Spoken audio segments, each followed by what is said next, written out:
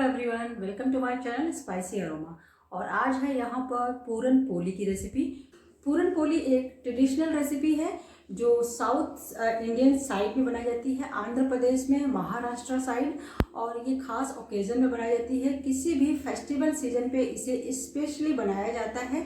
लेकिन अगर आप कभी भी चाहें इसे मॉर्निंग ब्रेकफास्ट में बना सकते हैं या फिर डिनर में बना सकते हैं। पूरन पोली रेसिपी एक मीठा पराठा होता है जो चना दाल और जैगरी के साथ कुछ स्पाइसेस डाल के इसे तैयार किया जाता है। तो पूरन पोली का नाम पड़ा है, जो पूरन है तो जो चना दाल को पीस कर और उसमें जैगरी मिक्स करके जो उसका डो तैयार किया जाता है उसको पूरन बोलते हैं।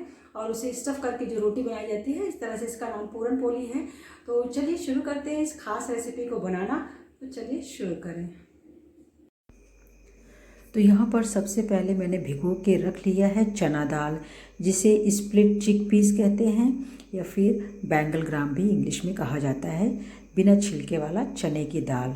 तो इसे रात भर भिगो के रख लें या 4 से 5 घंटे भिगो के रख लें। अच्छे से एक बार धो लें और साफ़ पानी में भिगो के रख लें। तो यहाँ पे मैंने भिगो के रख लिया है।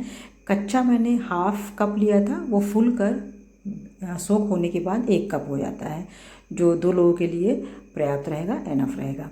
अब इसे हमें स्टीम करना है, तो एक कुकर ले लें और भीगे हुए 1 कप चना दाल को, जिसे हाफ़ कप क्वांटिटी में कच्चे में लिया था, उसमें 1 कप से थोड़ा सा ज़्यादा पानी डाल देंगे, थोड़ा सा हल्दी डालेंगे, थोड़ा सा स्वाद के हिसाब से हल्का सा नमक डालेंगे। इसमें नमक नहीं डाला जाता है, गुड़ डाला जाता है, लेकिन उस गुड़ की मिठास को थोड़ा सा अच्छा सा बढ़ाने के लिए थोड़ा सा नमक आप यूज़ कर सकते हैं, 1/4 टीस्पून। कुकर को मीडियम फ्लेम पे रख देंगे। 4 से 5 विसिल आने दी थी और कुकर कम्प्लीटली ठंडा होने के बाद मैंने यहाँ पर इसे खोला है। तो दाल यहाँ पर आप देख सकते हैं अच्छे से पक गई है। उंगली से दबाने से ये अच्छे से दब रहा है। अब इसके पानी को हम छान लेंगे। तो एक स्ट्रेनर ले लें, कोई भी बड़ी सी छन्नी ले लें और इस तरह से सारी चने दाल को छन्नी में ट्रांसफ़र कर लेंगे। जितना भी पानी है वो नीचे चला जाएगा। इस पानी को मैं फेंक नहीं रही हूँ। इस पानी के साथ ही जो मैं इसका आटा बनाऊंगी, डो बनाऊंगी, उसमें यूज़ कर लूँगी। तो यहाँ पर पानी को साइड में कर देंगे और चना दाल को अभी हम मैश कर लेंगे।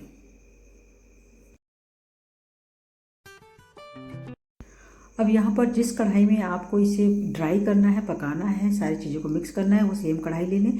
यहाँ पर लिया है मैंने 1 टीस्पून इलायची पाउडर, 1 टीस्पून सौंफ पाउडर, हाफ टीस्पून काली मिर्च पाउडर और 1/4 टीस्पून नटमेग पाउडर। यहाँ पे हाफ कप के बराबर मैंने गुड़ ले लिया है, जिसे बारीक तोड़ लिया है। अब आलू मैशर, पोटैटो मैशर की हेल्प से इसे अच्छे से हम दबा लेंगे। तो अभी मैंने इसे गैस पे नहीं रखा है, अभी इसको अच्छे से मैश कर लेंगे। इसमें गुठलियाँ ना हो, इसमें चना दाल के बिल्कुल पीसेस ना हो, नहीं तो जब आप इसको स्टफ़ करेंगे आटे में तो ये रोल आउट करते हुए, बेलते हुए फट जाएंगे। तो ये मेक श्योर कर लें कि आप इतने अच्छे से मैश कर लें इसे कि इसकी कोई भी दाने चना दाल के ना रहें, अच्छे से इसका एक अच्छा सा स्मूथ पेस्ट तैयार हो जाए।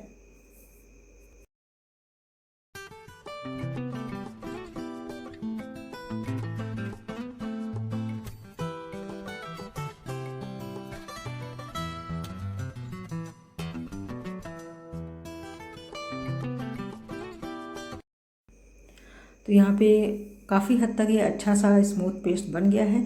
हल्का सा अच्छा कलर लाने के लिए इसमें हाफ टीस्पून हल्दी डाल दिया है, 1 टीस्पून देसी घी डाल दिया है। गैस ऑन करेंगे और इसे अच्छे से पका लेंगे। पकाने का मतलब हर चीज़ तो पकी है, लेकिन जो हमने चना दाल को मैश किया है, गुड़ डालने के बाद वो ढीला हो गया था, तो उसे मीडियम फ्लेम पे चलाते हुए इस तरह से ड्राई कर ले रहा है।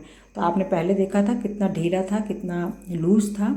तो चलाते चलाते मीडियम हाई फ्लेम पे बिल्कुल लगातार चलाना है। और जैसा कि एक आटे का डो फॉर्म होता है, उसी तरह से इसे उसी फॉर्म में हमें तैयार कर लेना है। तो अब यहाँ पर इस आटे का डो बना लेते हैं। जो मैंने सर्च किया है कि इस रेसिपी को बनाने के लिए प्योर मैदे का यूज़ किया जाता है, लेकिन मैं यहाँ पर गेहूँ के आटे का यूज़ कर रही हूँ, जिससे हमें फाइबर मिलेगा। मैदा थोड़ा सा हेल्दी नहीं होता है, तो गेहूं का आटा भी लेकर आप इस रेसिपी को तैयार कर सकते हैं। इसको पीलापन लाने के लिए थोड़ा सा हल्दी यूज़ किया है और थोड़ा सा 1 छोटा चम्मच देसी घी यूज़ किया है। और जो चने का दाल था उसके साथ ये डो को बना लेना है, थोड़ा करके डालें।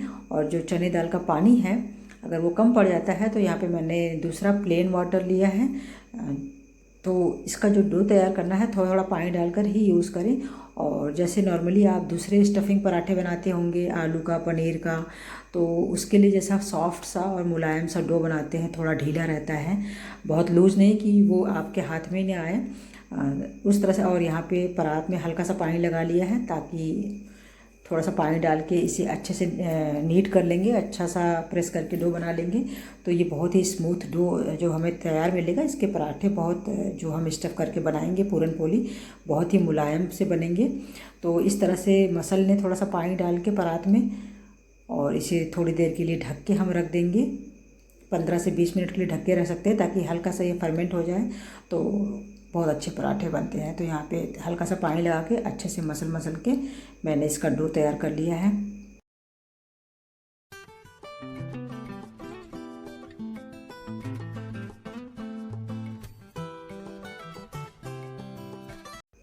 तो यहाँ पर ढक के मैंने 20 मिनट के लिए इसे छोड़ दिया है। कुछ 10 मिनट के बाद फिर यहाँ पे जो हमारा स्टफिंग है चना दाल का, वो ठंडा हो चुका है, और इसके पेड़े तैयार कर लेंगे, इसके बॉल्स तैयार कर लेंगे। जिस बॉल्स को हम जो हमने आटे की डो बनाया है उसमें स्टफ़ करेंगे।